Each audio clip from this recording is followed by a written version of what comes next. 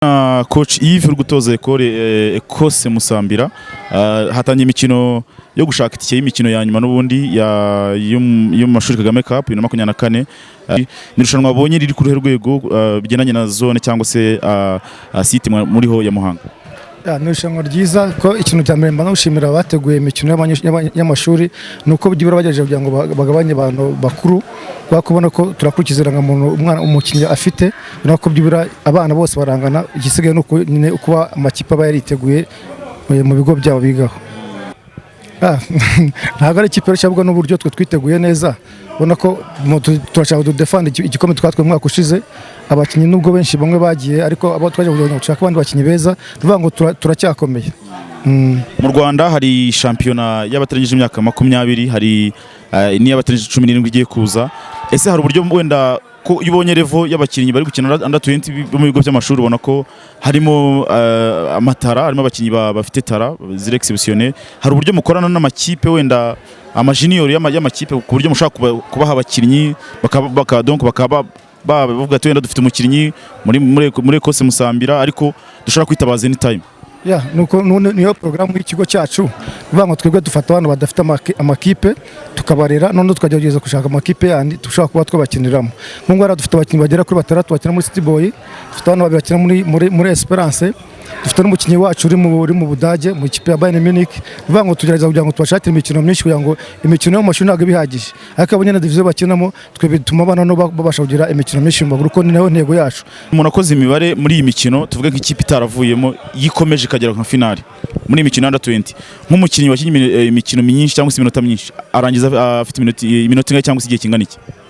Ahubwo ikibazo kiracyaye mu kuvuza ngo iminota hano ko nako turi gukina iminota mikeya ubundi twe nabyo namaje no kuva mbaza nyine ku kitu iminota 35 kandi byibura umuntu ukinnyi ugeze muri myaka under 20 ntabwo ni iminota 45 yuzuye nyine kugira ngo akomeza nyine amenyere team ya competition. Nyeka ko byibura cyo nsana asaba Federation ya Sport Scolaire nuko imikino y'ingi y'amajonjora iminota yaje nyine yongerwa none ku buryo umuntu agera kuri phase finale nyine afite iminota yuzuye nk'iy'umukinnyi ariko nako byibura imikino urebye imikino dukina ni myinshi kuko twatangire mu murenge tuvuga nk'ikipe yacu Ekose Musambira mu murenge wa Musambira twakinye hafi imikino 8 tujya muri rwo karere cyangwa imikino hafi 6 urumva baye 14 hano tumaze gukina imikino 3 urumva baye imikino 15 hasigaye phase finale na finale imikino 17 nyako imikino byibura 20 atetse muri interscolaire ale imikino byibura ifatika y'umwana mu imikino 20 muri interscolaire akajyana n'indi mikino wenda 25 muri junior bako byibura bafite imikino 5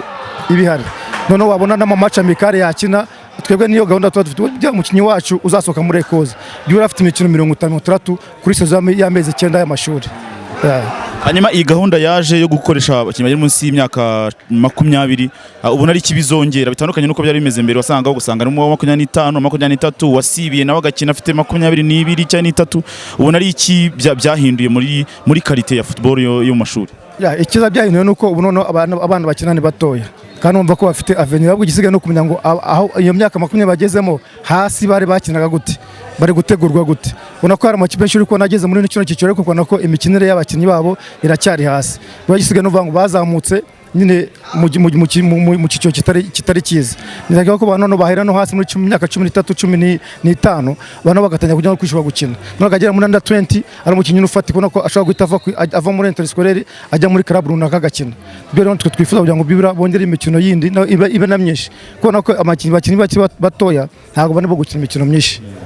Cyo tubona muri volleyball amakipe yandikisha mu cyiciro cya kabiri tukabona muri basket amakipe yandikisha mu cyiciro cya kabiri kuki muri football tutabona ibigo byaminiye ngo bye byakandisha ikipe mu cyiciro cya kabiri ubona biterwa n'iki? Iyo niyo process tumva turi kugenda tugeraho kuko akenshi ubona ko nimba ikigo kugira ngo gikine division gikina na Sport Scolaire nyine ubona ko birasaba bishi birasaba ko wenda Federation yagegera abadirecteur b'ibigo kugira ngo byura babereka ko nyine umwana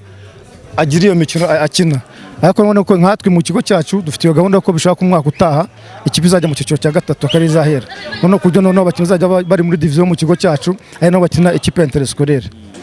Imikino ya FESA iri hafi ubona yurebye wenda muri rusange nk'umutekinisiye u Rwanda ruriteguye kujya jinja imidari ikaba yaza bitandukanye nuko umwaka ushize byagenze. Monyeka ko byura ntago iyi formo bakoze uyu mwaka itandukanye n'umwaka ushize uko waromeze buryo no kuno mwaka none abantu barimo gukina babonye umwanya wo gukina kanya ko amakipe ari buve muri site nge bakoze ya mbere azahurira muri phase finale kiko bizatanga umusaruro. Gusa nyine birasaba ko twongera imbaraga.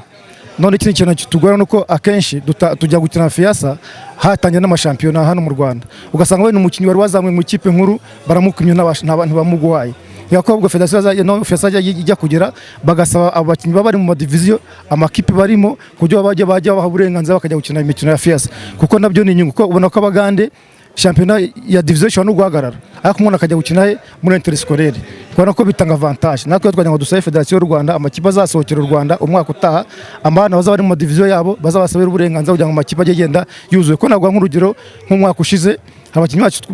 twimwirenza kugira ngo tubakinishe kuko twe twabazanga mu makipe ya deuxième division, ugasanga deuxième division irakina shampiyona natwe tugiye gusohokera igihugu, ugasanga bavuze ati ntitubaha natwe ntitubaha ntabwo dushobora guhagarara amaci 3.